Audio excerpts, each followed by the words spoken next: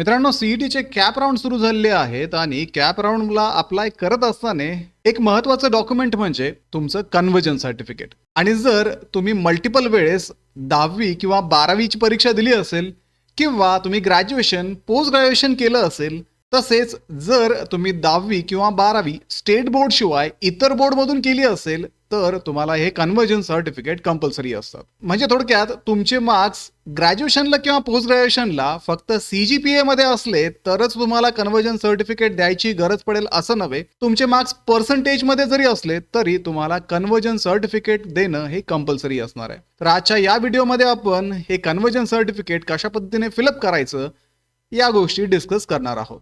तर मित्रांनो, सीईटी सेलच्या ऑफिशियल पोर्टलवरती गेल्यानंतर तुम्हाला ॲडमिशन पोर्टल AY 2026-27 दिसेल. ते ओपन केल्यानंतर तुमच्या रिलेव्हंट कोर्समध्ये ज्यावेळेस तुम्ही जाल त्यावेळेस तुम्हाला हे कन्व्हर्जन सर्टिफिकेट डाउनलोड करता येतील. उदाहरण पाहूयात आपण. BPED CETचं जर आपण पोर्टल ओपन केलं तर त्याच्यामध्ये तुम्हाला समोरच डॉक्युमेंटची लिस्ट दिसते. इथे CBSE, IG, CSE, ICSE marks conversion certificate दिसतंय. त्यानंतर graduate post graduate conversion certificate दिसतंय. SSC and HSC multiple attempt conversion certificate दिसतंय. तर हे जे सर्टिफिकेट्स आहेत ते तुम्हाला डाउनलोड करायचे. जर तुम्ही SSC किंवा HSC मल्टिपल अटेम्प्टमध्ये दिली असेल तर ते डाउनलोड करा. ग्रॅज्युएशन आणि पोस्ट ग्रॅज्युएशनसाठी असणारं रिलेव्हंट कन्व्हर्जन सर्टिफिकेट डाउनलोड करा. ICSE किंवा IGSC मधून तुम्ही जर 10वी 12वी केली असेल तर तुम्ही ते रिलेव्हंट कन्व्हर्जन सर्टिफिकेट डाउनलोड करू शकता. सर्वात सुरुवातीला आपण पाहूयात की ग्रॅज्युएशन आणि पोस्ट ग्रॅज्युएशनच्या कन्व्हर्जन सर्टिफिकेटमध्ये तुम्हाला कशा पद्धतीने इन्फॉर्मेशन फिलअप करावी लागते. तर इथे तुमच्या पुढे कन्व्हर्जन सर्टिफिकेट ओपन झालंय. अनेक जर DM त्याला म्हटलं जातं. इथे conversion certificate for graduate degree programme दिसतंय. या सर्टिफिकेटमध्ये तुम्हाला तुमच्या ग्रॅज्युएशनचे मार्क्स ॲड करायचे आहेत. तर सुरुवातीला नेम ऑफ द डिग्री और एक्झामिनेशन पास, तर तुमच्या डिग्रीचं नाव, तुमच्या परीक्षेचं नाव इथे एंटर करायचं आहे. इयर ऑफ पासिंग, कुठल्या वर्षी तुम्ही ती डिग्री पास केली आहे ते तुम्हाला इथे एंटर करायचं आहे. Name of the passing university, तुमच्या युनिव्हर्सिटीचं नाव. त्यानंतर नेम ऑफ द कॅन्डिडेट म्हणजे तुमचं स्वतःचं नाव CET ॲप्लिकेशन फॉर्मनुसार तुम्हाला इथे मेन्शन करावं लागणार आहे. त्यानंतर पुढे नेम ऑफ अ कॉलेज, कॉलेजचं नाव इथे तुम्हाला लिहायचं आहे. पुढे मग तुम्हाला इथे दिसतंय की सेमिस्टर वाईज इथे मार्क्स एंटर करण्यासाठी तुम्हाला जागा दिलेली आहे. तर सेमिस्टर 1, 2, 3, 4, 5, 6 युजली ज्या विद्यार्थ्यांची डिग्री ही 6 सेमिस्टरमध्ये झाली असेल त्यांच्यासाठी मेनली हे पहिलं कन्व्हर्जन सर्टिफिकेट असेल. तर इथे तुम्हाला मार्क्स किती मिळाले आहेत म्हणजे मार्क्स ऑब्टेन्ड असतील आणि आउट ऑफ मार्क म्हणजे तुमची जी सेमिस्टर एक्झाम झाली होती तर ती एक्झाम टोटल किती मार्क्सची होती त्यानुसार तुम्हाला इथे मार्क्स एंटर करायचे आहेत. ठीक आहे. समजा माझी एक्झाम ही 1000 मार्कांची होती आणि मला 500 मार्क त्या एक्झाममध्ये मिळाले होते. तर माझं प्रत्येक सेमिस्टर समजा 1000 मार्क्सचं होतं. प्रत्येक सेमिस्टरमध्ये मला 500 मार्क्स मिळाले होते. तर 6 सेमिस्टरचे माझे टोटल जे मार्क्स होतील ते 6000 होतील आणि मार्क्स जे मिळाले आहेत ते 3000 होतील. पुढे मग तुम्हाला aggregate percentage obtain on the basis of total marks of all semesters of the qualifying degree examination. थोडक्यात तुम्हाला 3000 भागिले 6000 गुणिले 100 हे कॅल्क्युलेशन करायचे आणि इथे तुम्हाला तुमचे पर्सेंटेज लिहायचे आहेत. मग इथे माझे पर्सेंटेज हे 50% असतील. ठीक आहे. तर अशा पद्धतीने मी माझ्या मार्क्सचं इथे कन्व्हर्जन सर्टिफिकेट बनवलंय. त्यानंतर खाली तुम्हाला तुमचं नाव लिहायचं आहे. पुढे मग तुम्ही कुठल्या डिग्रीसाठी अप्लाय करताय CET थ्रू ती डिग्री तुम्हाला इथे लिहायची आहे. शेवटी तुमचं इथे नाव लिहायचं आहे आणि त्याच्या खाली तुमची सिग्नेचर करायची. तर हे कन्व्हर्जन सर्टिफिकेट आयदर तुम्ही वर्ड फाईलमध्ये बनवू शकता किंवा याची प्रिंट घेऊन पेनने सुद्धा हे सर्टिफिकेट तुम्ही लिहू शकता. अशा पद्धतीने हे कन्व्हर्जन सर्टिफिकेट त्या विद्यार्थ्यांसाठी झालं ज्या विद्यार्थ्यांची डिग्री ही 6 सेमिस्टरमध्ये झालेली आहे. त्यानंतर पुढे जर आपण पाहिलं तर ज्या विद्यार्थ्यांची ग्रॅज्युएट डिग्री ही ॲन्युअल पॅटर्ननुसार 3 वर्षांच्या 3 एक्झाममध्ये झालेली असेल त्या विद्यार्थ्यांसाठी असणारं हे कन्व्हर्जन सर्टिफिकेट आहे. इथे पण तुम्ही पाहू शकता नेम ऑफ डिग्री, तुमच्या डिग्रीचं नाव, again passing university, passing year, तुमचं नाव, तुमच्या कॉलेजचं नाव इथे टाकायचं आहे. तुम्हाला फर्स्ट इयरला किती मार्क्स मिळाले होते आणि किती पैकी मिळाले होते ते इथे एंटर करायचे. सेकंड इयरचंही तसंच असेल, थर्ड इयरचं पण तसंच असेल. शेवटी मग जसं आपण वरच्या कन्व्हर्जन सर्टिफिकेटमध्ये टोटल मार्क्स इथे काउंट केले होते त्यापैकी तुम्हाला किती मार्क्स मिळाले ते काउंट केले होते आणि त्याचं पर्सेंटेज इथे काढलं होतं.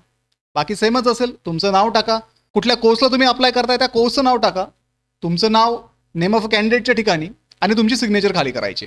त्यानंतर तुमच्याकडे जर पोस्ट ग्रॅज्युएट डिग्री असेल तर त्यासाठी असणार हे कन्व्हर्जन सर्टिफिकेट आहे. बाकी वरची जी माहिती आहे ती ॲज इट इज असेल, जी मागच्या सर्टिफिकेटमध्ये आपण लिहिली होती. त्यानंतर तुमच्या सेमिस्टर पॅटर्ननुसार तुम्हाला प्रत्येक सेमिस्टरमध्ये मिळालेले मार्क्स आणि कितीपैकी तुमची एक्झाम झाली होती ती इन्फॉर्मेशन ॲज इट इज इथे लिहायची आहे. अगेन तुम्हाला इथे पर्सेंटेज काढायचे, तुमचं नाव, कुठल्या कोर्सला तुम्ही अप्लाय करताय, शेवटी परत तुमचं नाव आणि तुमची सिग्नेचर. अशा पद्धतीने हे पोस्ट ग्रॅज्युएशनच्या विद्यार्थ्यांसाठी असणारं कन्वर्जन सर्टिफिकेट असेल. त्यानंतर तुमची जर पोस्ट ग्रॅज्युएटची डिग्री ॲन्युअल पॅटर्ननुसार झाली असेल तर फर्स्ट इयर आणि सेकंड इयरचे मार्क इथे मेन्शन करा, कितीपैकी मिळाले ते मेन्शन करा, खाली पर्सेंटेज काढा, तुमचं नाव टाकून कुठल्या कोर्सला अप्लाय करताय, खाली तुमचं नाव आणि परत तुमची सिग्नेचर इथे मेन्शन करून तुमचं हे कन्वर्जन सर्टिफिकेट रेडी असेल. अशा पद्धतीने हे जे कन्वर्जन सर्टिफिकेट आहेत ते ग्रॅज्युएट आणि पोस्ट ग्रॅज्युएट विद्यार्थ्यांसाठी असतील. त्यामध्ये तुमचे जर सेमिस्टर पॅटर्ननुसार, त्यामध्ये तुमची जर डिग्री सेमिस्टर पॅटर्ननुसार झाली असेल तर सेमिस्टर पॅटर्नचं कन्वर्जन सर्टिफिकेट वापरा. जर तुमची डिग्री ॲन्युअल पॅटर्नमध्ये झाली असेल तर ॲन्युअल पॅटर्नचं सर्टिफिकेट वापरा. जर तुमचं एखादं वर्ष हे ॲन्युअल पॅटर्नमध्ये झालं असेल आणि इतर वर्ष सेमिस्टर पॅटर्नमध्ये झाले असतील तर त्या पद्धतीने तुम्हाला 2 कन्वर्जन सर्टिफिकेट्स इथे अपलोड करावे लागतील. मग ॲन्युअल पॅटर्ननुसार तुम्हाला एक कन्वर्जन सर्टिफिकेट भरावं लागेल आणि सेमिस्टर पॅटर्ननुसार तुम्हाला दुसरं सर्टिफिकेट इथे भरावं लागेल. पुढे ज्या विद्यार्थ्यांचे मार्क हे ग्रेडमध्ये आहेत अशा विद्यार्थ्यांनी आपल्या युनिव्हर्सिटीचा ग्रेड टू मार्क कन्वर्जनचा फॉर्म्युला यूज करा आणि त्यानुसार तुमच्या मार्क्सचं कन्वर्जन सर्टिफिकेटमध्ये करायला विसरू नका. फक्त CGPA एंटर करून तुम्हाला 8.5 CGPA मिळाला, 10 पैकी मिळाला, अशा गोष्टी एंटर करून तुमचं कन्वर्जन सर्टिफिकेट व्हॅलिड धरलं जाणार नाही, ते स्क्रुटनीमध्ये रिजेक्ट केलं जाईल. त्यामुळे तुम्हाला CGPAचं कन्वर्जन मार्क्समध्ये करणं कंपल्सरी असेल. आता जर तुमची 10वी किंवा 12वी मल्टिपल अटेम्प्टमध्ये म्हणजे एकापेक्षा जास्त वेळेस तुम्ही 10वीची किंवा 12वीची एक्झाम दिली असेल तर अशा वेळेस तुम्ही कन्वर्जन सर्टिफिकेट कसं बनवायचं ते तुम्हाला इथे दिलेलं आहे. तर त्यासाठी तुम्हाला इथे नेम ऑफ कॅन्डिडेट इथे मेन्शन करायचे. पुढे मग name of a subject, marks obtain out of, serial number for marksheet, examination seat number, month and year of examination आणि नेम ऑफ बोर्ड.